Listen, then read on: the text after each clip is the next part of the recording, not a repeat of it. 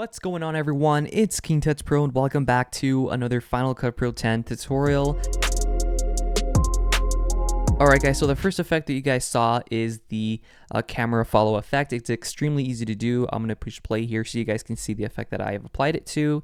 And it's so easy to do, guys. You don't need any plugins for any of the effects. This can be applied to all versions of Final Cut Pro 10. Things first, drag your video into the timeline.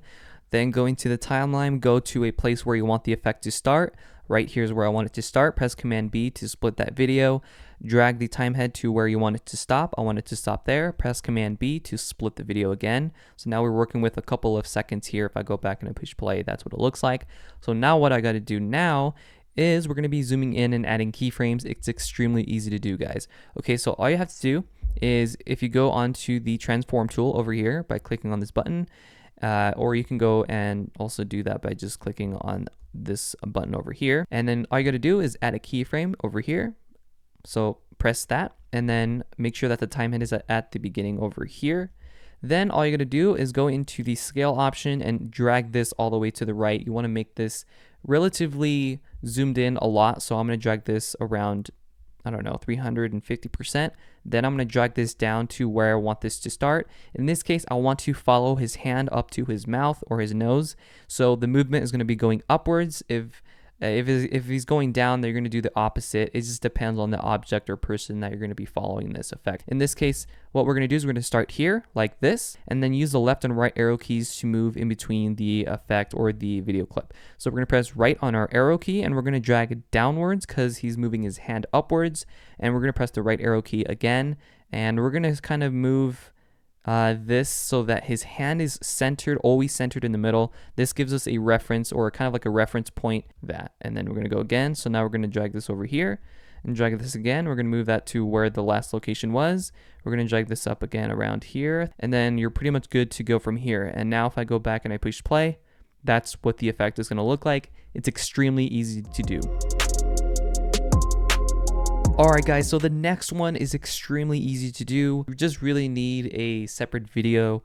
Once you download that from a respective website, they have like royalty-free videos as well from like different websites, or you can just get some from YouTube for, of course, personal use only. And I'm going to drag this into the timeline here, and I'm going to drag the film burn textures overlay directly above the video here.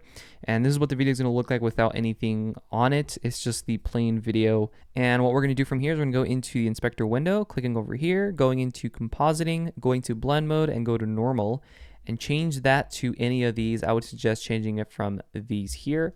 So I'm going to go and do, I believe, lighten, or you can do screen. You can play around with this depending on what overlay you've got.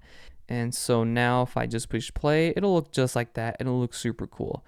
You don't really have to do anything else from this. It's really that easy. Alright guys, so the next effect is going to be the earthquake glitch effect, and it's actually really easy. Like I said, you don't need any plugins. So this is the effect that I did here from the video that you guys just saw. I did something very similar to this without using any plugins. You want to select a part where you want the effect to start. I want it to start around here. Press Command B to split that clip, and then push play to see how long you want this effect to last. I'm going to do it right there. Now I'm going to zoom in by pressing Command plus to zoom in into until you see the individual frames. Then what you want to do is you want to go and just play it through. Maybe you want to do every other frame, or maybe every other 2 frames.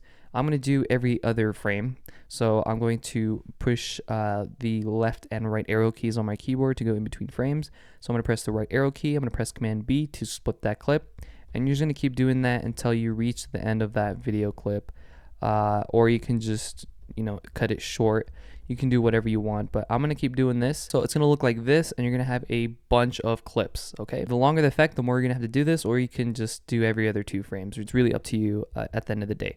So what you're going to do from here is you're going to want to go into the stylize over here, and then you're going to go into the bad TV and just drag the bad TV directly onto either clip. I'm going to do it on the first clip. Once you're here, we're going to go into the prism as well. So we're going to go back to effects. We're going to go into blur. We're going to go to prism and drag that directly onto the first split here. Now you want to make sure that the prism is below the bad TV. You can click and drag layers like this, and we're going to increase the amount here a little bit, and we're going to drag the angle down to the left. Once you are here, we're going to press Command C, and I mean, I should have done this before I made the cuts, but that's okay. I'm going to select everything here except that one, and all of these here except the first one because we already applied the effect. We're going to press Shift Command V to paste those effects. I'm going to press paste. So now every clip has the same effect. So once you're here, we're going to go and select the next frame over, or you can just select every other frame. You can select every other 2 frames, like something like that. All right, so once every other frame is selected, we're going to go into scale, and we're going to just drag this upwards to around, I don't know, 130. All right, so now if I push play, it's going to look like that. It's going to be super crazy, and then it's going to cut off. If you think that's a lot, you can, of course, just get rid of all the effects here. Just turn it off. Alright guys, so the next effect is going to be the visual echo effect that I see a lot in music videos. And this effect kind of gives you that disorienting feel. This is the perfect effect, and it literally takes one effect to apply this. So all you have to do is go into the effects, go down to tiling, and go to visual echo at the very bottom. And all you gotta do is just drag this on top of your clip and you're done. Literally, it's that easy. So now all you gotta do is go to the amount, increase this to your liking. I'm just gonna increase to like 100%. You can play it and see what you think of it. Nothing really going on. But once you increase the duration of this, let's say full strength, this is what it's gonna look like. It's super like disorienting and it kind of looks cool. So you can also hold down Option and just drag upwards.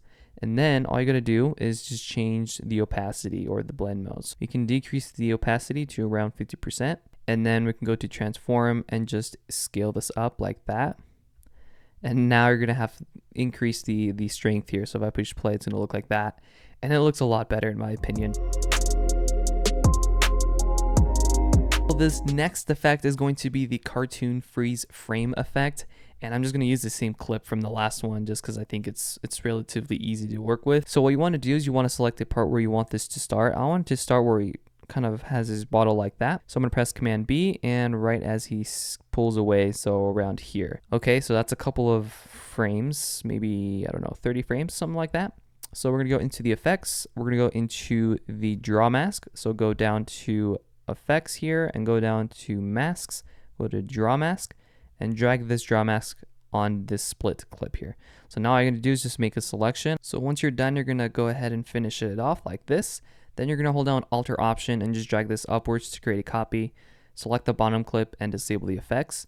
Then go onto this top clip and you're gonna have something like that looks like this. This is why I mean, if, you know, the less amount of movement, the better it's gonna look. Then you're gonna go on to the comic over on the effects over here. We'll only get this in the latest version of Final Cut Pro 10. I think it's 10.4 and above. I could be incorrect, but once you do update, you're gonna have all of these really cool effects here. This one over here, and just drag it above this one. Now it looks like this. So I'm gonna go back to around here, and I'm going to feather this draw mask a little bit, so it's not so harsh. A little bit, I don't know, like that. And I'm gonna drag the comic cool directly above, so it's a little bit smoother. So from this point, you can go into the comic look over here and change the style.